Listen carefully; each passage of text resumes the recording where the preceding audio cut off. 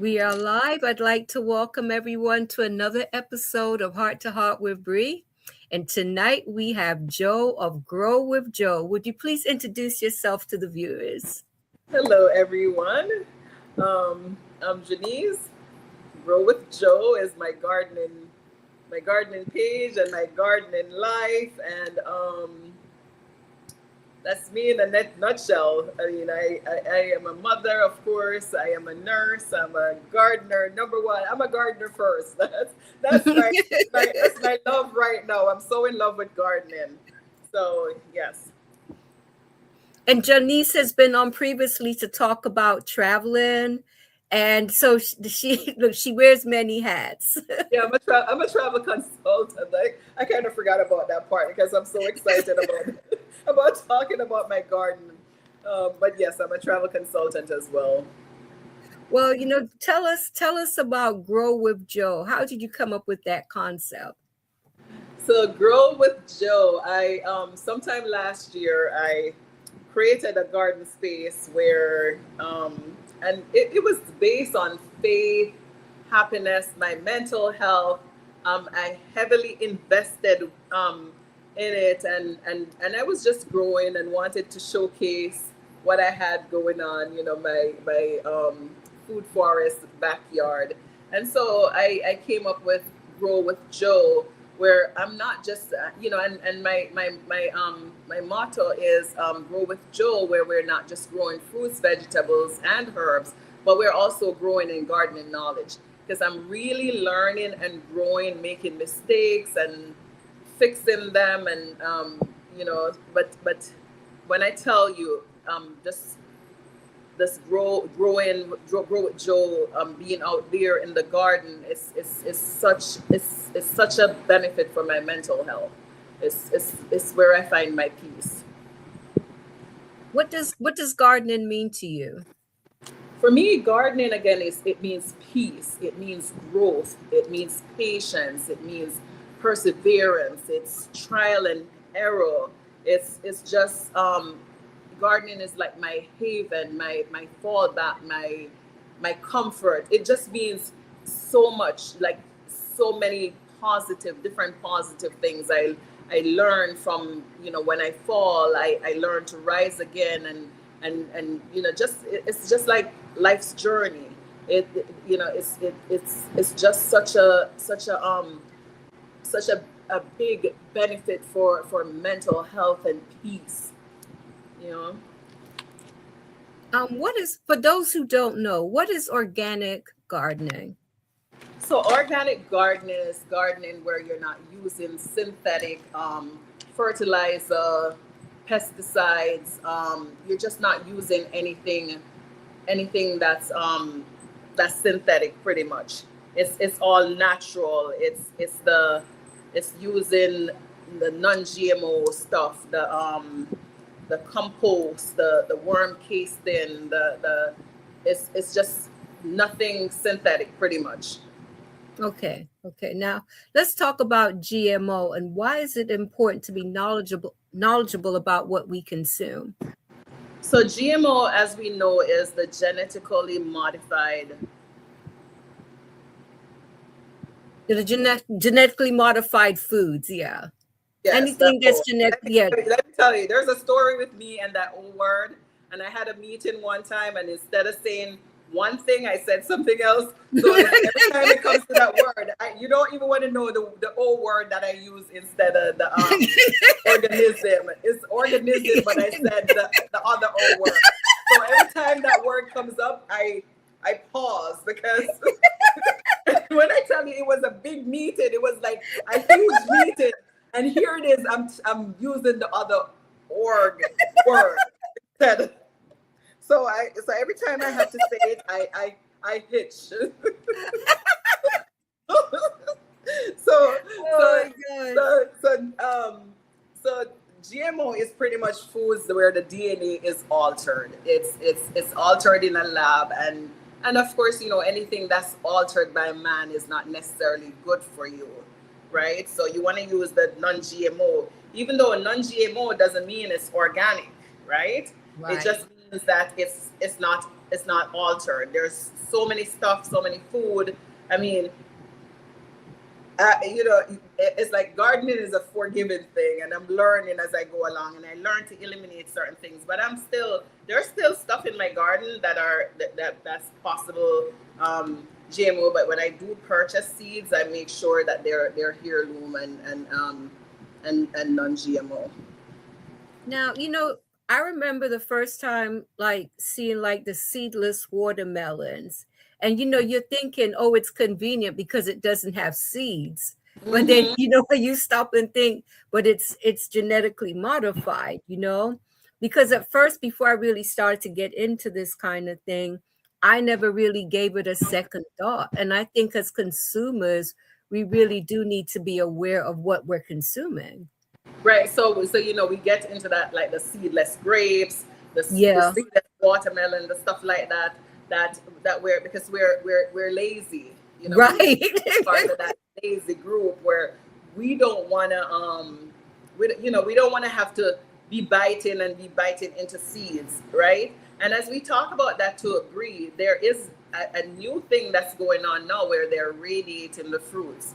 So if you look Ooh, in some, like especially mangoes, it will say on the little sticker, it will say radiated, right? So what they actually do is they pass them through whatever radiation they pass them through, supposedly to kill pests or whatever. But then it makes the seed, so if you plant it, it doesn't grow. that So is that's so something that I look for. I do look for that when I'm purchasing, especially mangoes, because it's yeah. mango season, but we had the freeze, so there's no mangoes. So now I'm purchasing and definitely looking at that. Oh my goodness. I wasn't familiar with that. So I'll definitely be doing some reading on that. Yeah, Um, I saw it on the sticker, so I did my research. okay, You have to be an educated consumer, right? definitely. So when he said radiated, I'm like, huh, we all know radiation is not it's necessary sometimes, right? But it's not necessarily the best thing for your body. So Exactly. Exactly. Why should we avoid chemicals when gardening? okay. Well, so starting at the bottom, it damages your soil. But if it's causing damage to your soil, to your plants, to your whatever, it's going to cause damage to your body as well, right?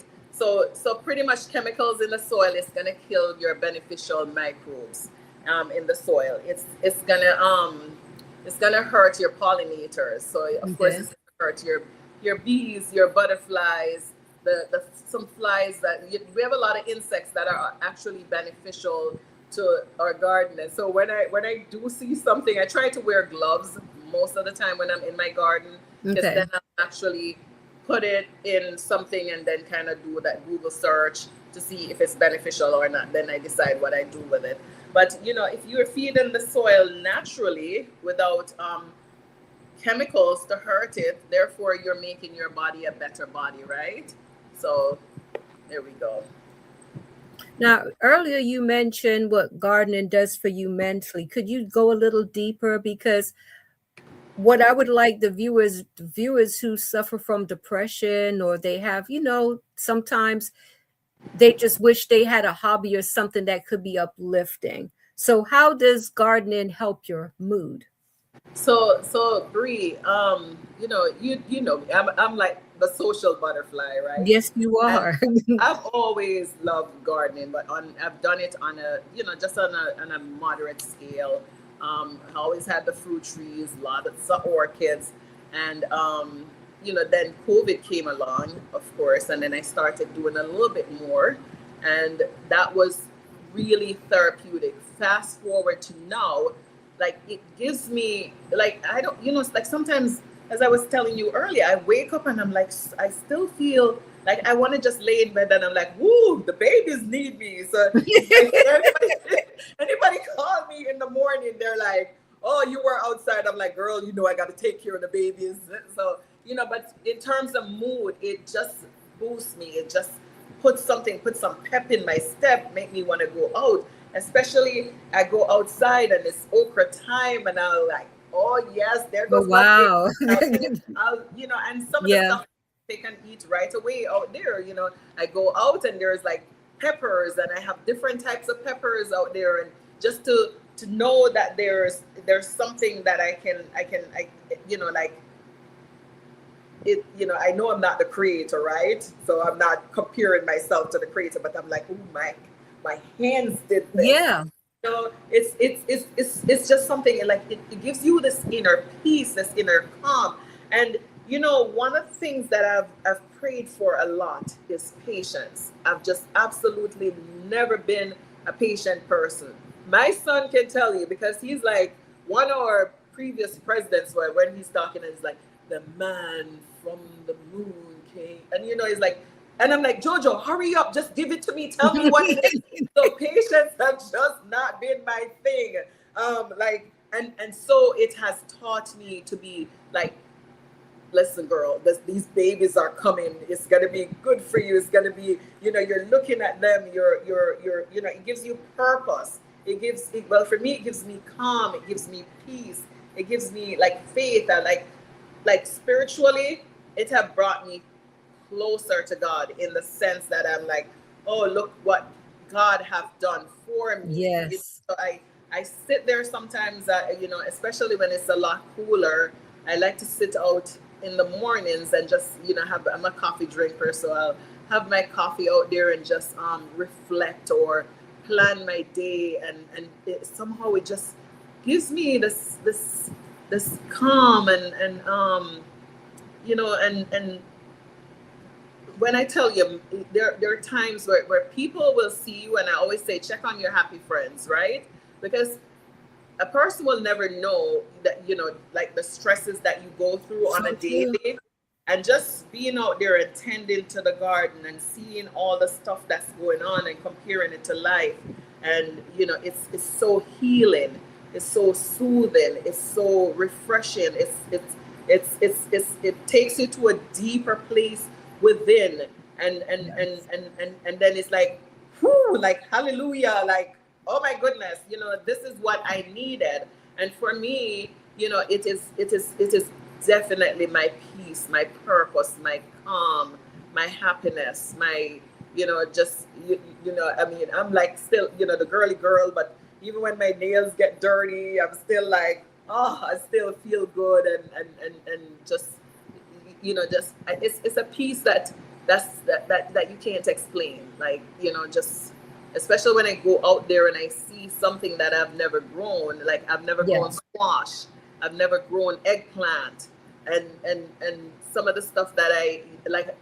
Rosemary is one of my favorite herbs. I hated the smell of that thing. Oh, really? No, it's like everything I cook is like rosemary, because it's like, I grow this, it's organic, I know where it's coming from, and it's like, no, it's just this, whoo, this. I have to tell you, I'd like to welcome Mikey Go and Maxine. Thank you both for tuning in. I don't know if you've ever tried it, but lemon water with a mint leaf and rosemary. And I'm not a water drinker, but it actually tastes pretty good. I have never had rosemary in my water. I have to try it. Try it with lemon and mint. So Bree, as you enter my house, right at the entranceway, there are two, medium-sized flower pots that had some kind of flowers in there. A couple weeks ago, I took the flowers out and planted 2 rosemary in them. And then at the front, I have two extra large planters, and I planted. That's where I got my pineapple from. Even though she's so tiny, I planted 2. I took them. I had grown orchids because I've always been an orchid girl. I love my orchids. I still do have orchids, but I took the orchids out, planted 2 different type of mints, rosemary, and pineapple in each one of them. So I have to try that though. So you said it's rosemary, mint, and what else? And lemon.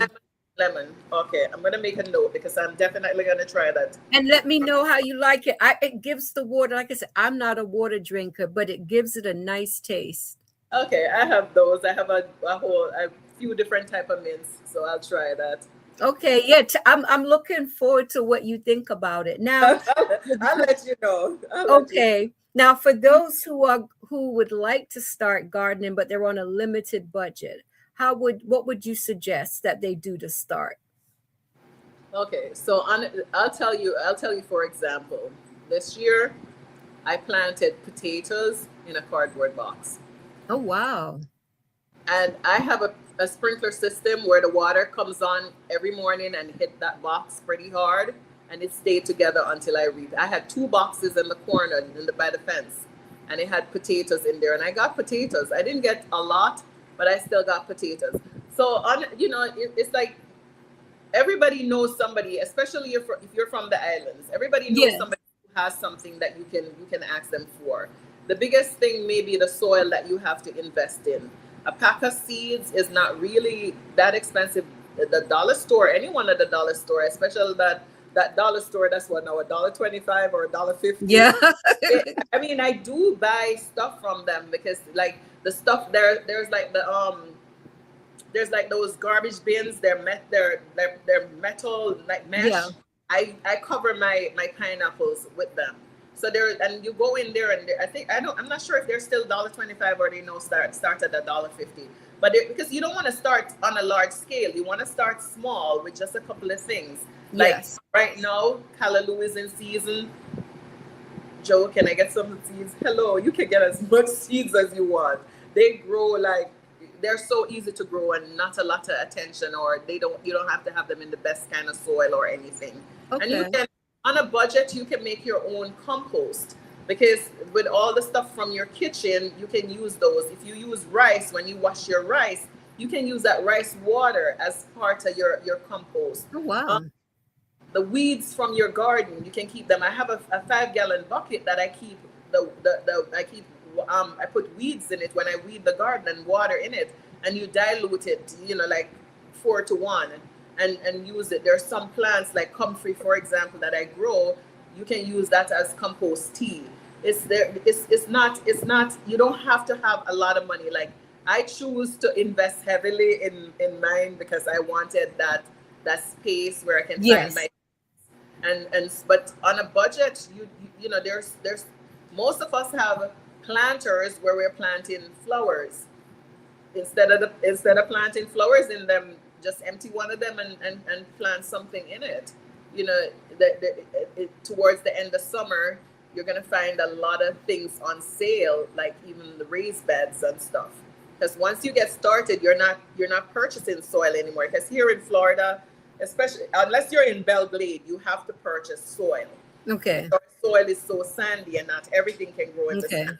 But every year you kind of fluff it up, and if you're doing composting, which is like it's the easiest thing because you forget about it. Sometimes if you have the ones that you turn it. If not, you turn the soil over a couple of times and or whatever material is in there, and it comes out to this nice, beautiful, rich thing that you can't use. You have to dilute it. You have to mix it. Okay. So there's so much you can do on a budget, because if you're just gardening, you're going to concentrate on a couple of things. You're not going to be like me, where Right. I'm Right. trying everything because I want a variety of stuff. Right, and that makes sense. I'd like to welcome Olive Hay. Thank you for tuning in. And she says this is one of her favorite subjects. She loves planting and to watch it grow. Oh yeah. When I was growing up in England, I remember my dad. We had a back garden, and he planted corn, lettuce, and cabbages. That was it. And Mm. I tell you, he had them in these neat little rows. And you were talking about you being at peace. He would get home from work and he would go out in the back, and he'd be out there for a couple hours, and we'd be out there with him. And I tell you, you could see that it was giving him peace. And let me tell you, we would go out in the back and play when he would be at work. And I'll never forget, my sister kicked the ball and it knocked down one of his tomatoes, and so it ruined the straight line. And everything Oh was, Lord. and let me tell you, we were crying because we knew what was going to happen when he got home from work. But it's like, as you were talking about it, it brought that memory back. And now I can see that it was his peace, Mhm. after coming home Yeah, from a hard day of work. yeah, because I mean, once I sign off at 5 o'clock, That's the first thing. First thing in the morning, my garden.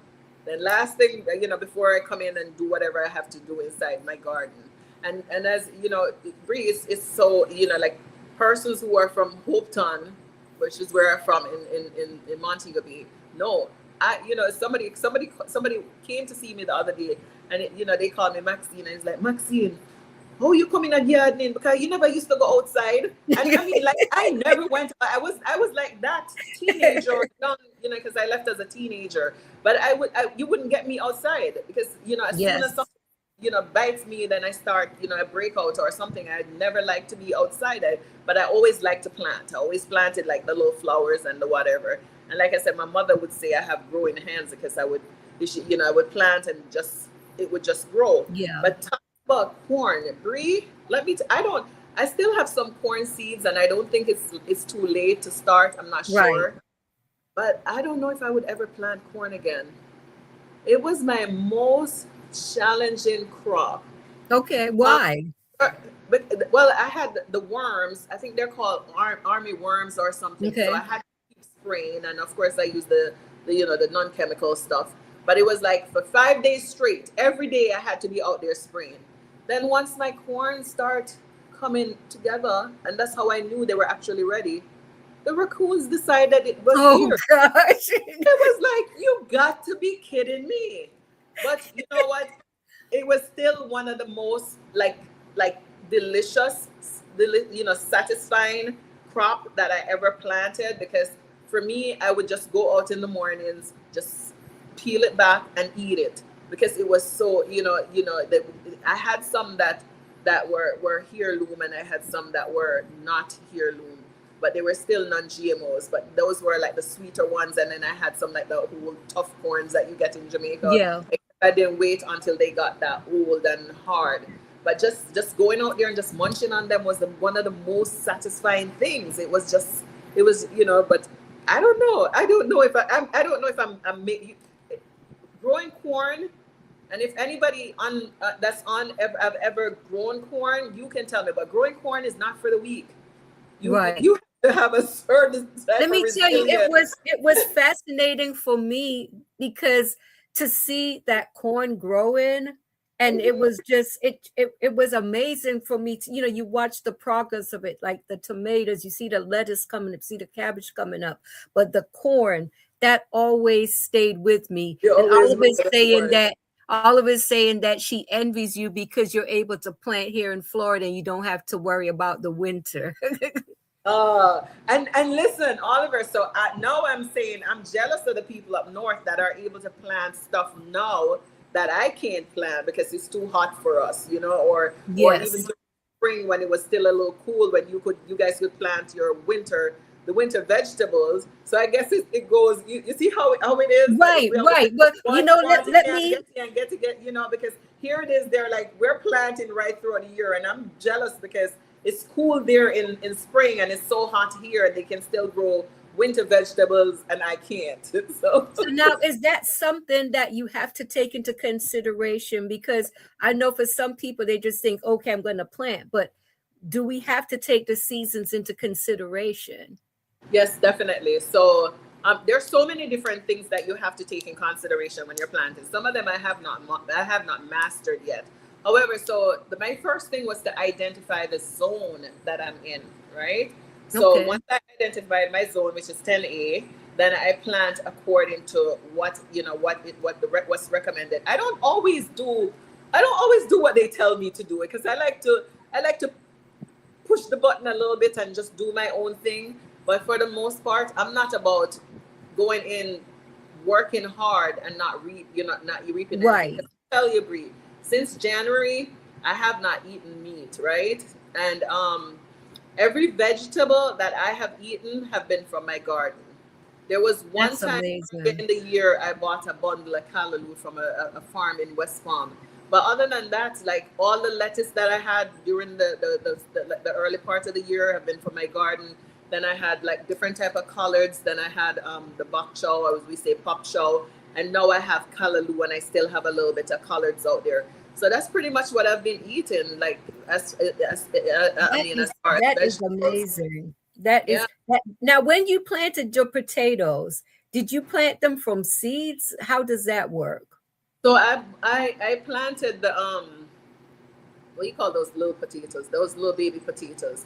And so I at one of the stores, I bought them in a store, but I'd gotten, and some of them were, one of my friends actually brought me some, like they started sprouting and she brought me some.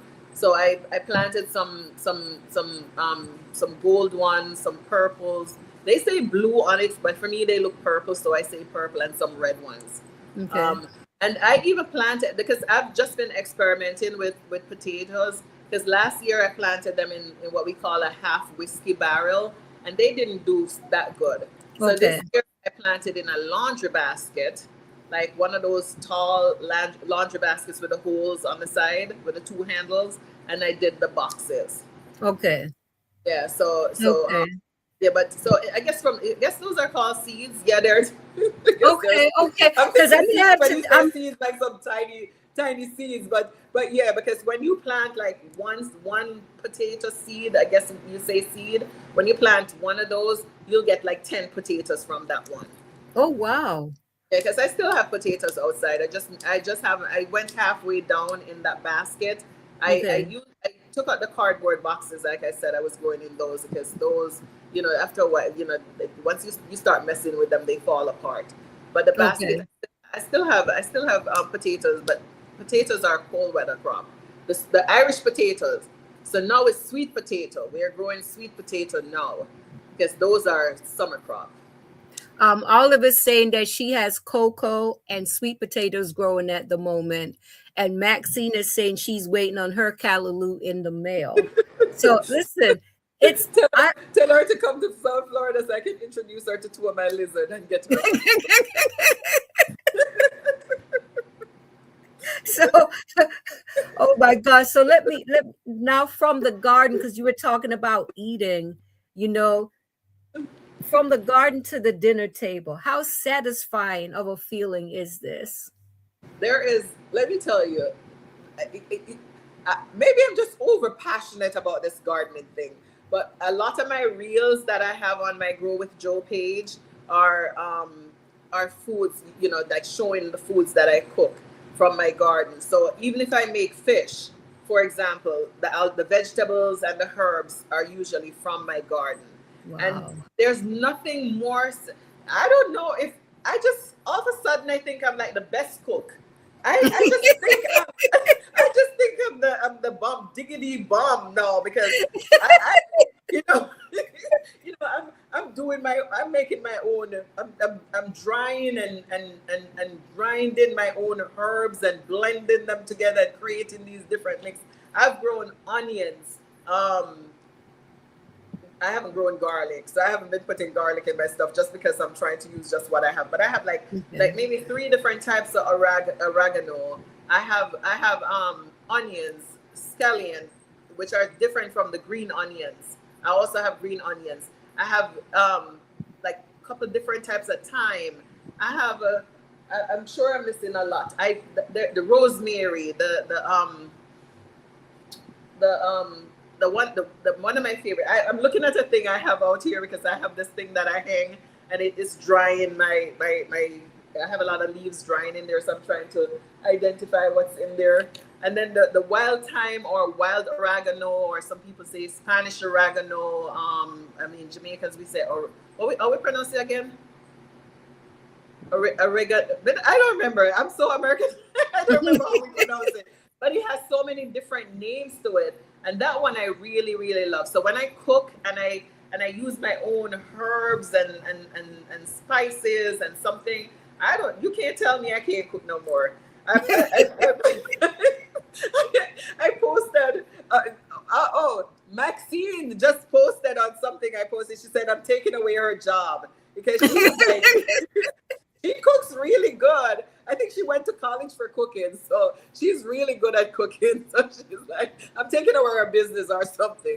And Oh like wow. last week Sunday, my friend came over and I made this fish with just the vegetables from the herbs and stuff from the garden.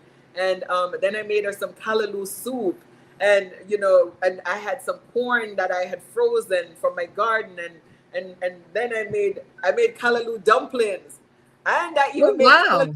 I made callaloo juice. Let me tell you. Oh my, I never heard of those before. So Bree, I had 2 carrots, because those are like the ones I just got like last week. So they're just short and gnarly and stubby and just tiny carrots and 2 beets. And I'm like, but that's not enough to do anything. And I usually do the cold press, and then of course you're not Yes. getting anything. So I'm like, why don't I try some callaloo in there? Wow. And I had some ginger from my garden. The only thing I put in there that wasn't from my garden was the lemon. Because those carrots and beets is like something about the ones that you grow. They're so sweet. They're not, like when you juice them, you don't need any sugar in anything. And the satisfaction of, my hands did all of this. They That's so good. amazing. And Now, mhm. now that's has to have made a difference for your budget, because sounds like you're spending like a lot less if you're just you're just growing what you're eating. Definitely, because like all of this year, I have not bought tomatoes. My tomato crop is finally done, but I still have those Everglades tomato. They're like native to Florida, I guess. They bear right throughout the year. They're very tiny, but Okay. if you saute enough of them, you don't have to. It's just as good, and they're really sweet. They're not as tangy as regular tomatoes. To me, they are. I don't know about Okay. anybody else. But since January, I haven't bought tomatoes. In the last 2 months, I have not bought onions or scallion or green onions. I haven't bought any seasoning. I've bought green peppers because for whatever reason, I get Thai chili peppers. I get jalapenos. I get Tabasco, um, Scotch bonnet. I do get a couple of. I planted some of those very small sweet peppers, not Okay. the bell peppers, and I do get those. But no, I'm so this I think this is a Tabasco pepper. It grows up like okra. It doesn't grow down. It grows up. Okay. So yeah, so I've gotten a few of those. I just planted some what are they? Purple bell peppers. They're actually Okay. yeah, but How do you get rid of weeds and bugs? so weeds I have to hand pull those. There's no Okay. getting around those. I mean, they have stuff out there that you can use like salt and vinegar and stuff like that, but not in my garden. I wouldn't. Like my Okay. driveway, I try that on the driveway, like between the bricks. But Okay. I primarily use like now I just went through it because I went away for just about a week. I came back, my callaloo they were heavily infested with caterpillars. So Okay. I use this thing called BT. It's a long word, Bacillus thea something. It's all made from natural stuff. It's Okay. it's not chemical based. So I do use that for caterpillars. There's another one called Dead Bug, which is another organic one. You can use that for Okay. slug and ants and stuff like that. And then there's a powder. Like everything that I use is it has a D name. These names they're beyond me. Okay. When I go to the store, what I'm looking for if I order online Right. that I'll sprinkle on them. But especially with the caterpillars have been very challenging. Aphids is the other ones that's very challenging. So for the aphids, I use neem, which is another natural oil, or Okay. I'll make a little bit like I'll use the Castile soap. Usually I use the peppermint one because Okay. Castile is natural, right? Some people say use the dish liquid, but I'll just use Castile with a little Okay. bit of cooking oil and water and spray on the leaves, and that will help with the white flies and the aphids. But Okay. Florida, that's our biggest thing: white flies, aphids, and well, for me, there are other things like squash bugs and stuff like those. But once they infest, I just get rid of whatever I'm planting.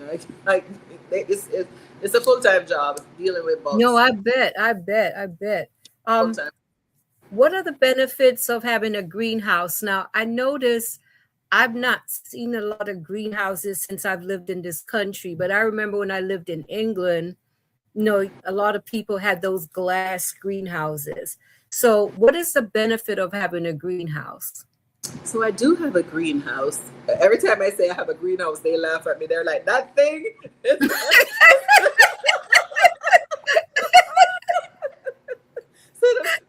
I do have a greenhouse, Bree. So pretty much what a greenhouse is it's usually people in that are up north. It's for winter, but Okay.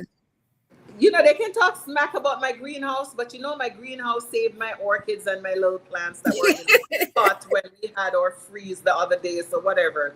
But anyways, a green it doesn't have to be glass. There's like, Okay. because like mine is like that plastic, that see-through kind of plastic that Okay. Okay. so what it does, it keeps the heat in. And some people are very sophisticated with their greenhouse. I actually saw this family who they were growing bananas like in one of those really cold states. I don't remember one that starts with an I or O. What are them states up there? And they have a greenhouse because some people they'll have like ventilation, heat, whatever in there. But pretty much what a greenhouse is you can start when it's still cold. You can start your planting to get ready to prepare them to go outside. It it, Okay. it, it saves them from the cold. It's pretty much what it's for. It's protection from the cold. So you can start Okay. seedlings and stuff in your greenhouse. Okay. Okay. Okay. And now, so like you're saying, they don't have to be glass, because that was the kind that I was used to seeing when I was a child in England. But It they don't have have a to be. plastic version. Okay. Yeah, it can be plastic. It's like a woven type of plastic, so it's not something that you're just gonna stick and it pops Okay. or something. But Okay. because because I do, if you go on my page, I do have a little little one. Can I stand in it? I think I can stand in it, but Okay. it's like arm width, my height, a little bit taller than me, just a little And it's thing. worth the investment to have one. It was less than $100. I got Okay. I got it at that grocery store that starts with an A and an Oh, L. all these, they Yeah, sell that a one. lot of little things like that. Yeah. Yeah, I wasn't advertising for that. Yeah, I got it there. It was like 40 something dollars, and then I went when I Okay. went on when I looked at Amazon. Amazon probably had them for like 89, $99. Okay.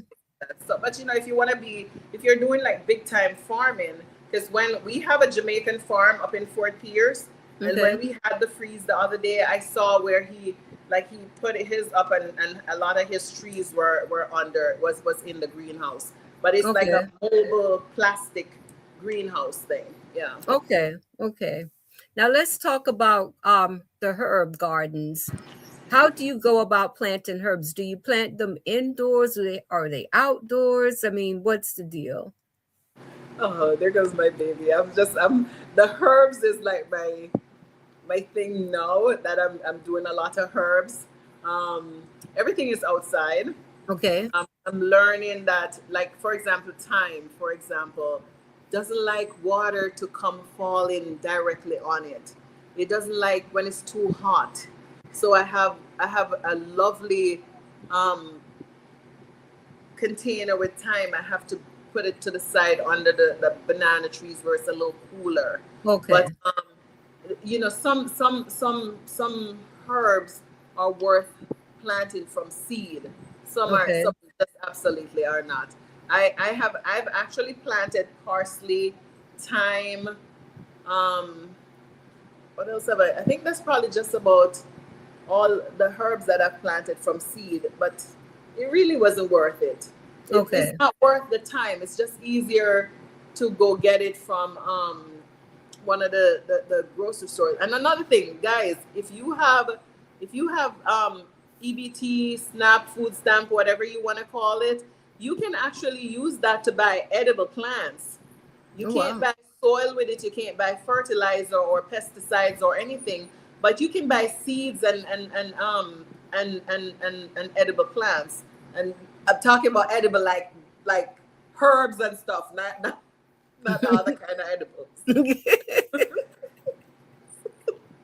But like, so if you want some thyme or oregano or something like, or like what we call it fever grass, or what do you call it? What's the other name? Lemongrass or something like that. You can use basil. Oh, I planted basil from seeds too. Those did really, really good. Okay.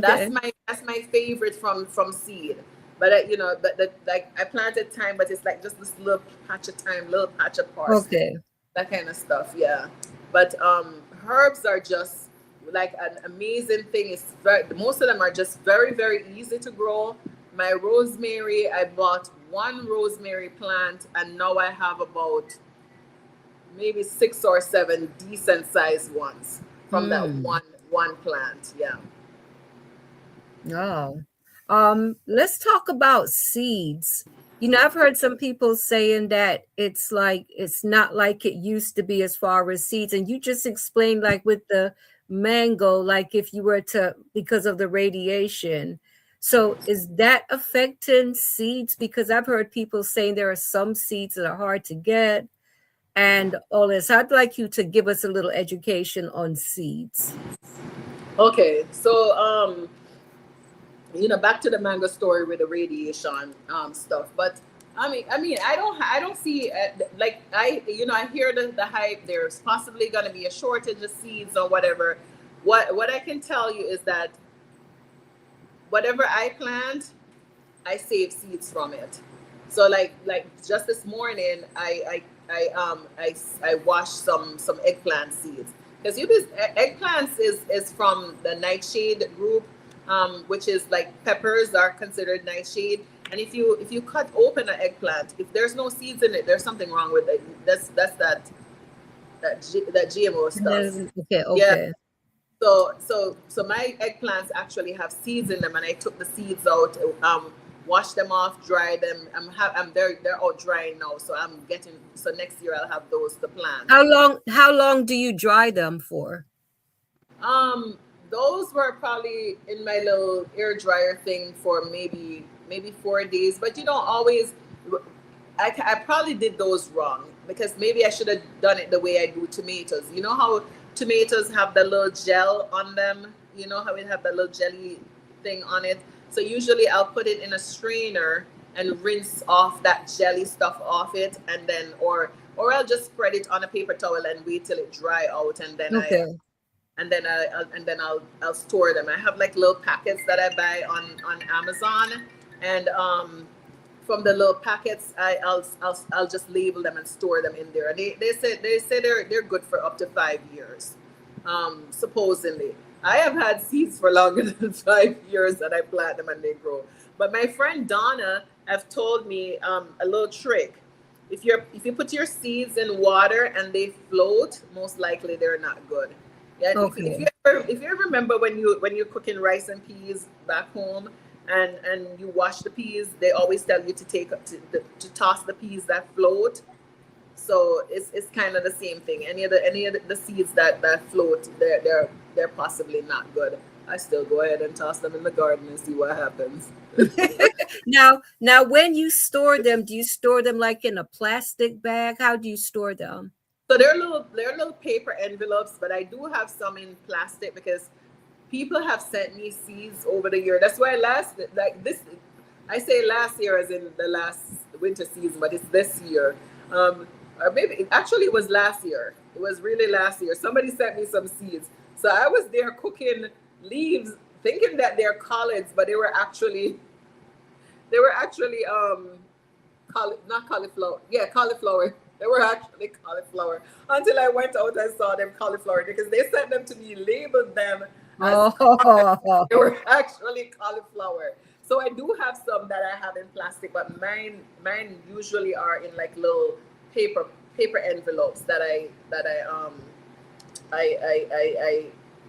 store them in and just write the names on.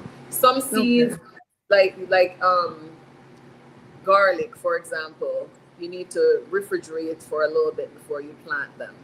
So I start a lot of my seeds, Bree, in what we call a hydroponic system, which is a water Okay. system. And Okay. so a lot of my like now I'm planting sorrel. So I just planted 12 sorrel. I just planted 12 12 of the 12 seeds. It's more than 12 seeds, but it's in 12 pods. And Okay. I have 7 that came and the other 5 didn't. So that's when I went and did what Donna said, which was the water test, and I realized that a lot of my sorrel seeds were really not good. They just floated. So I Okay. figured that's what happened. But like I said, for me, I like okra. I allow some of them just to stay on the tree and on the plant and get hard, and then I save the seeds. But Okay. some of the stuff that you buy in the store, because they're saying, because they're GMO, if you plant because they're altered, right? So it may be a combination of 3 different type of peppers or something that they engineered into it. So Okay. when you plant them, that's why it's so important to look for non-GMO seeds or heirloom seeds. Okay. When you plant them, you might not get what you got in the grocery store. Like sometimes you'll see somebody post, "Oh, I planted romaine Roma tomatoes and I got something else," or I planted these big beefy tomatoes and I got something, or I planted peppers that were sweet peppers. Now they're more hot pepper, and Yeah. sometimes they cross pollinate too. But because of the GMO factor, sometimes what you plant is not what you get. Okay. And that's from what I read. I'm no expert. Just remember that, guys. I'm not an expert. I just spend a lot of time reading. Yes. Because I want my garden to be successful. Are there any gardening books that you could recommend? Nope. No. Okay. I purchased this Audible book Oh, okay. that's called Raised Bed Gardening something, and I do listen to it. It has some really, really good tips in there, but I Okay. keep falling asleep. I should have gotten the real book. But no, seriously, I don't, unless I have not seen a book where it's there that's going to tell me everything that I need. But there are just so much resources online, but you still have to use your better judgment, because one person will tell you, do this. Like somebody will say, use vinegar or something like whatever on your plants. But no, you don't look at it, or even the neem oil that I use. You have to look further into it and say, this is an oil. I can't put this on my plants during the daytime because the sun is gonna fry it, right? You have to do this like early morning or late evening, and Okay. late evening is usually better. So you have to use your better judgment with a lot of stuff. Okay. Okay. Flowers. Are there any tips that you can give us on planting flowers? Free.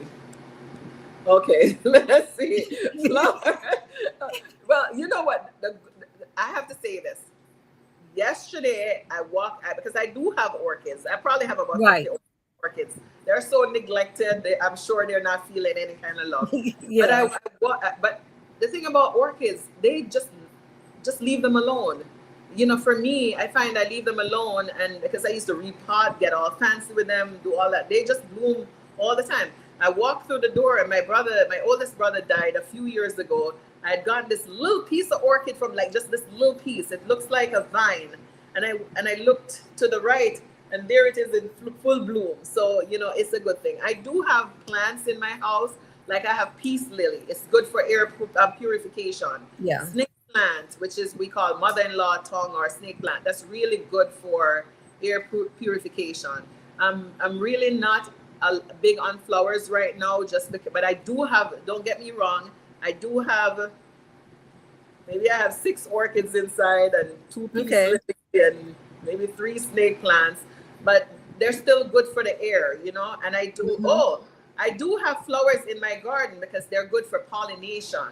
So I Okay. have what we call Joseph coat and a lot of marigolds. So the Joseph coat is more for me. That's more for the pollination. The bees love it. And then the marigold, I think the bees go on it, but I mostly see them on the Joseph coat. And then Okay. the marigold, I use that for as a pesticide, because some of Okay. the pests don't like the smell of it. So Okay. mhm. So it helps, because I've just now realized that I'm getting aphids because I have so Okay. much. I haven't been bothered by them for the longest while. Well, that's good information. What about trees? I remember a former coworker telling me he had purchased a home and he planted a couple trees. And he talked about his struggle with his mango tree, like he was doing everything he could to save that tree. So are there any tips that you can give us on tree planting and maintenance? So in all, I have four mango trees. My East Indian just died with the freeze, and honestly, Brie, I've never fertilized none of my trees until I went to see my friend and her husband. He was like, he gave me some biochar, and he's like, oh, you can use this on your fruit trees. And it never occurred to me that I should be fertilizing them because I got what I thought was enough for them, Okay. and the trees look healthy. Because I have sweet sop, custard apple, sour sop, mango, ackee, um, Barbados cherry. I have coconut, whatever. But I'm always so afraid that if I fertilize them, they're gonna grow too big, and I have to Oh, pay yeah. somebody to trim them. But the thing for me now, I'm the on one tree, just my ackee tree and one mango tree, and of course my my soursop and sweet sop that are not grafted. I'm more into the grafted trees because they don't require a lot of maintenance in terms of trimming. But Okay. yeah, but last year the most ackee I got from my ackee tree was from me putting all the dried leaves, like putting it around the trunk of the tree. And I'm telling you, Okay. just that one gesture, just that one thing that I did, I got so much like the ackee it was overwhelming how much ackee I got from the tree. Wow. One of the things is like to keep your trees trimmed to a reasonable height where you can get the fruits from them, and so they're not disturbing your neighbors. um, Oliver's saying I used to watch my daddy, also knew a little about agriculture, so it's a bit easy for me. Yeah, I tell you, there are some people that I see that just have that ability. I think it's a gift. I think it's a wonderful gift to have. Yep. Now, let's talk about the weather.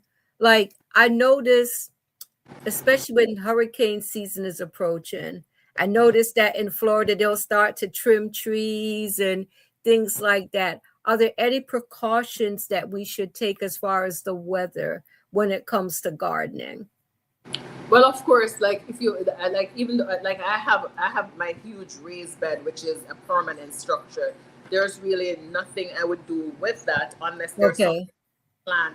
I mean, of course, like I have like a few just regular raised beds that are out there. You want to move those indoor for sure. You can't leave those because they're not going to be there. And your plants, like your orchids, your whatever, not just for hurricane. Like the other day with the frost or the Hmm. freeze, I put my orchids in my greenhouse. To the people who said it's not a greenhouse, I put my orchids in the greenhouse, and before I had that greenhouse, I would have to bring them in, and guess who would come in with them? The lizards. Oh, So yeah. when it gets cold, you wanna or even for hurricane, anything you don't take any chances because those are they're gonna go with the wind, and guess where the wind is gonna take them? Right into your windows. So for hurricane season, you got to do that. We trim because you don't want to trim in the wintertime. I made that mistake, and that's why my trees got so heavily damaged. But this is the time of year where you trim your trees too, because Yeah. you know it's spring/summer for us. This is where Yeah. everything is. Yeah. Oliver's asking, do you have a lot of soursop? Well, because we had the freeze, my soursop tree is like it's like to my waist right now. And I don't know if you saw last year how much. I mean, I had soursop like soursop. I had soursop that weighed like 7, 8 pounds Wow. from my tree. Yeah. But nothing this year. Everything had to be trimmed. I don't have any fruit bearing trees that are that's gonna produce this year. What do you think about community gardening? I've watched several programs where there are certain areas like in New York and places like that where community gardening has benefited, the community as far as the produce to to feed families. You know, Do you think this is something that, communities should be embracing? Yeah, I mean, I heavily believe in it. There was one time when I was encouraging my sister group to let's do a community garden because in our county there's a community garden in Fort Pierce. There's one in Port St. Lucie. There's also a beautiful one down in Jensen. It's Okay. really, yeah. So you have to rent the space though, and do your planting in it. But I mean, but you have to be dedicated where you need to be there. Like I don't see how you could do community gardening and just go there once a week. You would need because with my garden I have to see it every day because one day with insects can make a difference. Because one day you leave it and there's a hornworm and there goes your entire garden. But in lieu of community garden, you can do your very economical gardening at your home. The price you're gonna pay for a plot for community gardening, you can buy a raised bed and grow a number of stuff in there. But it's beautiful to see and it's so relaxing. I haven't been to the one in my city, but the one in Jensen I've been to, and it's just so serene and just peaceful. And they have like a covered area, and some people they leave their chairs there, like they just come there and hang out. So it's actually it's an alternate. Because a lot of gated the homeowners association communities, you can't grow anything in your community, and people who live in condos, even though you can still have a raised bed on a balcony, but not everybody have a balcony, right? So it's a good alternative. It's still something that you can look for, you can do. So I would promote community gardening. Yes. I'd like to welcome Karen. Thank you so much for tuning in. Now, do you think that maybe, like for schools, that it's something that could be taught to children? I mean, I think this is a wonderful skill to have. Bree, I was telling my friend a couple of weeks ago because her son loves to garden. I'm like, why doesn't he do a minor in agriculture? But Yeah.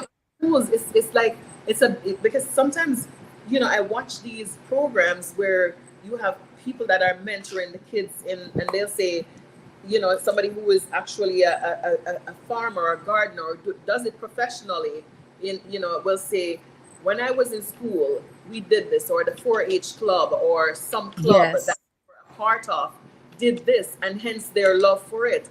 Yes, that would be it would be such a good thing because the fundamentals, the things that you learn, basic things that you learn at an early age, that carries you over into life. Another place I always think would be just good that everybody should have a raised garden is like assisted living and nursing homes. Yes. I think that would be People, so you know, good for, yes. Yes, I agree. it would be so therapeutic for some because you have people who have Alzheimer's, but they still go back. Their long term memory is still there. They remember this is what, and they'll tell you even though they have like you think they've totally lost their memory. It's their you know whatever you were taught, your fundamentals, your basics. You're going back to basics, and so for young children, for elderly, I think that would be such a great therapy. I always said that, the politicians, the city should start handing out little planters and say, I agree. or even the food stamp office as part of your benefit. You can have this amount. I mean, yeah, you can buy certain things, but it doesn't cover soil and the other amenities that comes with it. So, Karen says here, I learned that Japanese schools all grow what they eat, and every child and faculty must be involved. We could try that. I mean, I think that would be great. I that mean, would be that. Yes, that would be an amazing thing. Yep. yeah, I mean, I think about it, when when they talk about hunger in the world, and there are things that we can do to prevent it. And I think we live in a day and age where I think that we should be thinking about being able to grow our own food, to be honest with you. Yep. I mean, when I tell you I feel so much better just eating my own vegetable, like there's certain things that I can't go back to eating because when I think about how much pesticide somebody would put on and I'm not trying to scare anybody. This is not my intention at all. I'm just my observation. Because if I wasn't if I wasn't persistent and know that I don't want pesticides on my vegetable, especially when I grow stuff in the summertime, because summertime is brutal in Florida Yes. for the bugs and stuff. And just thinking how much chemical somebody would put on my vegetables, it's like, okay, all right, no, eat this again. No, there's no way. I mean, I agree. you know, I can tell you stories on my personal health journey that I've had, like, since not eating meat and just eating the vegetables from my garden and just going in for my tests, and that always come back bad. And then now it's like, you got to be kidding me. You mean I'm clean, I'm clear, I don't have to see you for 5 years? Yeah, you know, stuff like I that. can tell your skin. I can see your skin. Your skin looks amazing. I hear that a lot. I'm not, I don't have on any makeup, or stuff like that. And I hear that a lot. I hear, I get that, and hence me not wanting to even bother with meat again. But I tell everybody, I'm not vegetarian. I am not vegetarian. So if I tomorrow Right. get like having some chicken, I'm gonna have it. But will I? At this point in my journey, I don't see. I have no desire for it. I have no desire, and I like the results that I'm seeing from not eating. But I'm not even sure if it's just the meat or just the vegetable that I've been eating that doesn't come with the Yes. chemicals and the pesticide and the insecticide and the synthetic fertilizer. I think it's more that than anything else. I tell you, I appreciate all the information that you have shared with us. I'm hoping that you will come back soon to share some more, whether you want to share about gardening or traveling, either one. I don't mind. I really enjoyed this conversation. Do you have any closing thoughts? Well, other than to say, I am so thankful to God. I'm so grateful to have found my calm. I have restored my faith. I'm embracing the just the beauty of everything that's growing in my garden and within myself. I am celebrating my strength and my healing journey, and just feeling totally blessed. And you can go to Grow with Joe. It's 3 words, Grow with Joe, on Facebook. I am only on Facebook. Don't ask me why, but maybe I'm old, but I just love Facebook. So I'm on Facebook. You can follow me. I have some really good journeys. I share my foods, my harvest, just and my little piece, that comes with my garden. And if you have any questions or comments for Janice, please feel free to let me know. If you don't have her info, and I'll pass it on. But this has been very beneficial, and I tell you, it's given me a lot of food for thought, definitely. Thank you for having me, Bree, and thank you for everyone who is tuning in. And maybe I'll catch you after my Asia trip. Well, I'll definitely check with you ahead of time, because I know you're very busy. So thank you so much. I really do appreciate this conversation. I'd like to thank all the viewers that tuned in. God bless and have a blessed week. Take care. Thank you, Bree.